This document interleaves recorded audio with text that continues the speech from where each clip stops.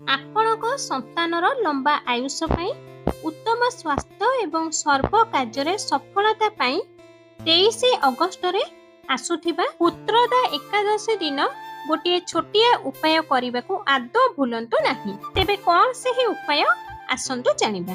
କିନ୍ତୁ ଜାଣିବା ପୂର୍ବରୁ ହେ ପ୍ରଭୁ ଶ୍ରୀହରି ବିଷ୍ଣୁ, ଯିଏ ବି ଆପଣଙ୍କର ଏହି ଭିଡ଼ିଓକୁ ଲାଇକ୍ କରି ଚ୍ୟାନେଲକୁ ସବସ୍କ୍ରାଇବ୍ କରି କମେଣ୍ଟ ବକ୍ସରେ ଜୟ ଶ୍ରୀହରି ବିଷ୍ଣୁ ଲେଖିବେ, ତାଙ୍କ ଜୀବନରେ ଥିବା ସବୁ ସଙ୍କଟ ସବୁ ସମସ୍ୟାକୁ ଆପଣ ହରଣ କରିନେବେ। ଶାସ୍ତ୍ର ଅନୁସାରେ ଏହି ଦିନ ଭଗବାନ ଶ୍ରୀହରି ବିଷ୍ଣୁଙ୍କୁ ହଳଦିଆ ରଙ୍ଗର ଫୁଲ ଓ ତୁଳସୀ ଦଳ ଅର୍ପିତ କରିବା ଦ୍ୱାରା ସନ୍ତାନଙ୍କ ଜୀବନରେ ସବୁ ବାଧା ସବୁବେଳ ପାଇଁ ଦୂର ହୋଇଯାଇଥାଏ।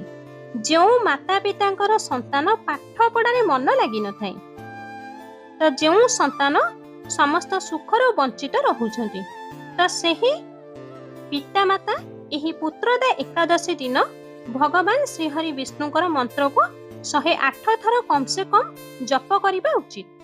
ଭଗବାନ ଶ୍ରୀହରି ବିଷ୍ଣୁଙ୍କ ମନ୍ତ୍ରଟି ହେଉଛି ଓମ୍ ନମୋ ଭଗବତେ ବାସୁଦେବାୟ ନମଃ। ଏହି ମନ୍ତ୍ରକୁ ଏହି ପୁତ୍ରଦା ଏକାଦଶୀ ଦିନ ଭଗବାନ ଶ୍ରୀହରି ବିଷ୍ଣୁଙ୍କ ଫଟୋ ବା ମୂର୍ତ୍ତି ସାମ୍ନାରେ ବସିକି 108 ଥର ଜପ କରିବେ। ଏହି ଦିନ ଭୁଲରେ ବି ଘରେ ଭାତ ଖାଇବେ ନାହିଁ। ତା ସହିତ ଏହି ଦିନ ସନ୍ଧ୍ୟା ସମୟରେ ଲାଲ ରଙ୍ଗର ମୌଲି ଧାଗା ଆପଣଙ୍କର ତୁଳସୀ ଗଛରେ ବାନ୍ଧିକିରି ଗୋଟିଏ ଦୀପଟିଏ ତୁଳସୀ ଚଉରା ମୂଳେ ନିହାତି ଜଳାନ୍ତୁ।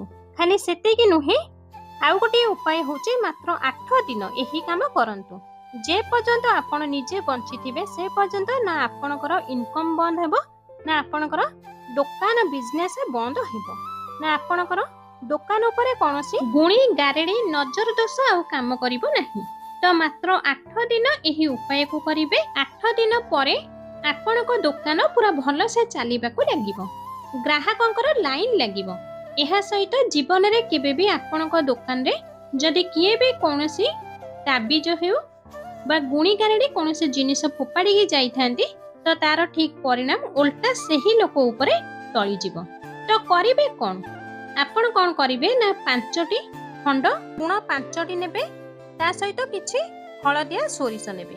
ଏହି 2ଟି ଜିନିଷକୁ ଗୋଟିଏ ଲାଲ କପଡ଼ାରେ ବାନ୍ଧି ଦେବେ, ଗୋଟିଏ ପୋଟଳି ସଦୃଶଟିଏ ବନାଇଦେବେ।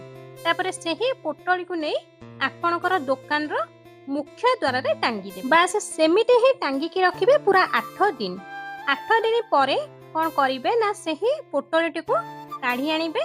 ତାପରେ କୌଣସି ବହୁଥିବା ଜଳରେ ନେଇକି ସେହି ପୋଟଳିଟିକୁ ଭସାଇ ଦେବେ। ତାପରେ ଆପଣ ନିଜେ ଦେଖିବେ କି 8 ଦିନ ପରେ ସେହି ଉପାୟ ତାର କାମ କରିବା ଆରମ୍ଭ କରିଦେବ।